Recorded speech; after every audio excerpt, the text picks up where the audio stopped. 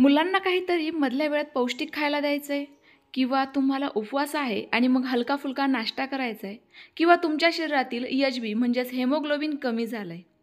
तर हे लाडू तुम्ही नक्की ट्राय करून बघा. कणभरही तुपाचा वापर न करता, अजिबात पाक न बनवता आज आपण बनवत आहोत खमंग, खुसखुशीत शेंगदाण्याचे लाडू. रेसिपी अगदी नेहमीप्रमाणे साधी, सोपी आणि खास पद्धतीने बनवलेली असल्यामुळे नक्कीच चविष्ट, परिपूर्ण आहे. त्यामुळे व्हिडिओ शेवटपर्यंत नक्की बघा. लगेच रेसिपीला सुरुवात करूयात. गूळ शेंगदाण्याचे लाडू बनवण्याकरिता मी या ठिकाणी एक मोठा बाउल भरून वजनी प्रमाणात 500 ग्रॅम शेंगदाणे घेतलेले आहेत. शेंगदाण्यांमध्ये सुद्धा बेसिकली 2-3 प्रकार येतात. एक मोठ्या साईजचे असतात, एक मध्यम साईजचे आणि दुसरे गावरानी. गावरानी मिळाले तर अतिउत्तम, पण जर ते नाही मिळाले तर अशा पद्धतीचे मध्यम साईजचे शेंगदाणे घेतले तरीही चालेल. आता हे आपल्याला एकदम कमी गॅसवर खमंग अधेमध्ये हलवत भाजून घ्यायचे आहेत. यावेळेला तुम्ही एखाद दुसरं कामही सोबत करू शकता.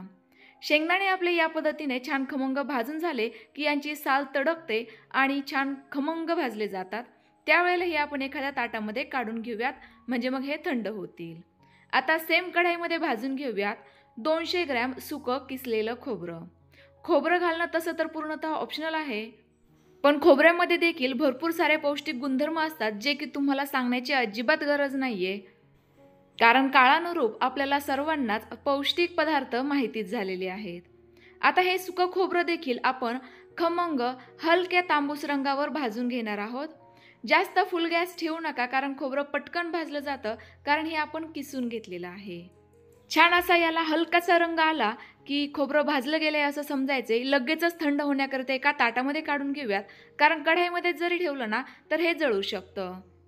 शेंगदाणे आणि खोबरं या दोन्हींमध्ये नॅचरली ऑइल असतं, त्यामुळे आपल्याला एक्स्ट्राचं तूप, तेल काहीही वापरण्याची गरज नाहीये.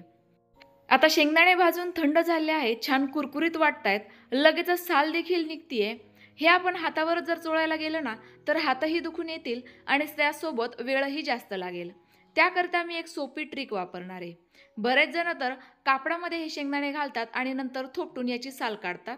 पण दुसरी ही एक पद्धत आहे, ती म्हणजे या पद्धतीने मॅशर घ्यायचं आणि त्याच्या मदतीने मॅश करायचे शेंगदाणे. लगेचच यांची साल वेगळी होते, सोबतच यांचे थोडेफार तुकडेही होतात, जे आपण मिक्सरला फिरवताना आपल्याला शेंगदाणे बारीक करणं सोपं पडणार आहे. शेंगदाणे संपूर्ण रगडून झाल्यानंतर यांची साल निघालेली आहे. आता ही आपण पाखडून काढूयात आणि वेगळी करून घेऊयात. तर बघा, आपले शेंगदाणे व्यवस्थित स्वच्छ झालेले आहेत. एखाद्या अर्ध्या शेंगदाण्याला साल राहिली आहे, काहीच हरकत नाहीये, कारण या सालीमध्ये देखील भरपूर सारे पौष्टिक गुणधर्म असतात जे की आपल्या शरीरासाठी फायदेशीर असतात. आता यामध्येच थंड करून घेतलेला हा खोबऱ्याचा किसही टाकूयात. व्यवस्थित मस्त असा कुरकुरीत झालेला आहे. हातांवर जरी चुरगळला ना तर लगेचच याचे तुकडे होत आहेत. आणि सोबतच घेणार आहोत गूळ. हा गूळ माझा सेंद्रिय असल्यामुळे याला थोडासा काळपट रंग आहे. तुम्हाला जो कोणता गूळ अवेलेबल होईल तो या ठिकाणी वापरू शकता. तर गूळ वजनी प्रमाणामध्ये 400 ग्रॅम आहे. ज्या बाउलने तुम्ही शेंगदाणे मोजून घेतलेले असेल त्याच बाउलने थोडासा कमी प्रमाणामध्ये गूळ घ्यायचा. सोबतच 4 इलायची टाकली, यामुळे लाडूला टेस्ट जास्त छान येईल. संपूर्ण साहित्य व्यवस्थित मिक्स करून घेऊयात. आणि आता हे आपल्याला मिक्सरला थोडं थोडं करून मिक्सर चालू बंद करत दळून घ्यायचं आहे. हे लाडू करण्याकरिता आपण शेंगदाणे आणि खोबऱ्याचा वापर केला. दोनही तेलबी असल्यामुळे आणि सोबतच गूळ वापरलेला असल्यामुळे जेव्हा आपण हे मिक्सरला दळतो ना त्यावेळेला याला थोडंसं तेल सुटल्यासारखं होतं. म्हणूनच तर आपण हे मिक्सरला दळून घेणार आहोत, जेणेकरून लाडू वळायलाही सोपं पडेल आणि खायलाही सोपं पडेल. आता हे आपल्याला मिक्सरला पल्स मोडवर, किंवा जर तुमच्याकडे पल्स मोडचा ऑप्शन नसेल तर मिक्सर चालू बंद करत दळून घ्यायचं आहे. तर बघा, माझ्या मिक्सरला पल्स मोड आहे तर मी त्यावर हे दळून घेते. यामुळे शेंगदाण्यांना तेल सुटणार नाही आणि याचा चिकट लगदा तयार न होता एकसारखं व्यवस्थित दळलं जाईल. सेम या पद्धतीने बघा, अगदी छान असा एकसारखा टेक्स्चर आलेला आहे आणि सोबतच एक्स्ट्राचं याला तेल सुटलेलं नाहीये, थोडंसं ओलसर झालंय. मिश्रण हातांवर घेतलं की तुम्हाला याचं टेक्स्चर तर लक्षात येतच असेल. सेम पद्धतीने उरलेलं ही साहित्य दळून घेते.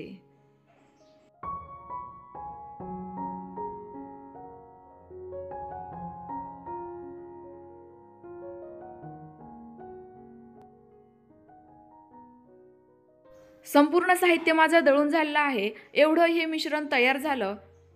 हे आपण पुन्हा एकदा व्यवस्थित मिक्स करून घेऊयात, जेणेकरून गूळ, शेंगदाणे, खोबरं सगळं काही एकत्र व्यवस्थित मिक्स होईल.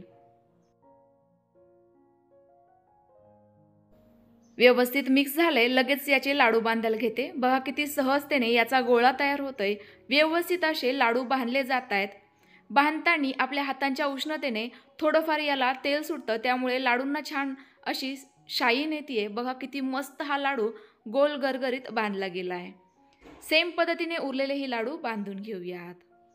आजकाल ना महिलांमध्ये एचबीचं प्रमाण म्हणजेच रक्ताचं प्रमाण हे फारच कमी दिसायला लागलंय. तर अशा वेळेला दररोज सकाळी तुम्ही गूळ शेंगदाणे तर खातच असाल. ते खायला ना बऱ्याच जणांना कंटाळा येतो, कारण दातामध्ये शेंगदाणे जाऊन अटकतात. तर अशा वेळेला तुम्ही या पद्धतीचे गूळ शेंगदाण्याचे लाडू नक्की बनवून खाऊ शकता.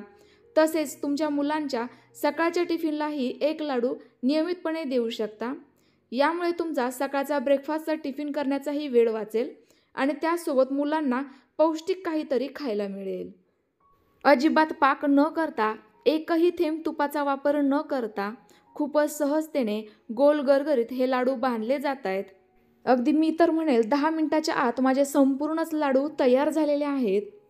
घेतलेल्या प्रमाणामध्ये 25 लाडू तरी आरामशीर तयार होतात. थोडी मोठी साईज ठेवली आहे, छोट्या आकाराचे लाडू बांधले तर जास्तही तयार होतील. आता हा लाडूच बघा ना, किती मस्त तेलकट दिसतोय. सोबतच सहजतेने गोल गरगरीत बांधलाही गेलेला आहे आणि फोडून देखील दाखवते. बघा किती छान खुसखुशीत आहे. अजिबात चिवट झालेला नाहीये किंवा कडकही नाहीये. अगदी म्हातारे व्यक्ती देखील सहजतेने हे लाडू खाऊ शकता. त्यामुळे तुम्ही आजची ही रेसिपी नक्की ट्राय करा. कशी झाली कमेंट्स करून नक्की कळवा. रेसिपी आवडल्यास लाईक करा आणि जास्तीत जास्त शेअर करा.